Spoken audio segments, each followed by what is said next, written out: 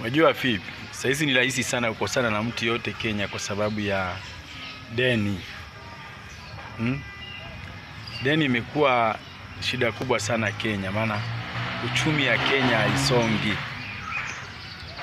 Wale ambao wameweza kuwatch video ambazo zilifanyika China, President wetu Ruto amekuwa China kupatana na Wakenya wanaoishi China kwa sababu ya mkataba ambao serikali ilikuwa inafanya katikati ya Kenya na China.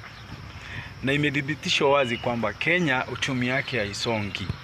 So ikiwa uko na kusudi la kuweza kukosana mtu yote Kenya, mkope shilingi 50 peke yake.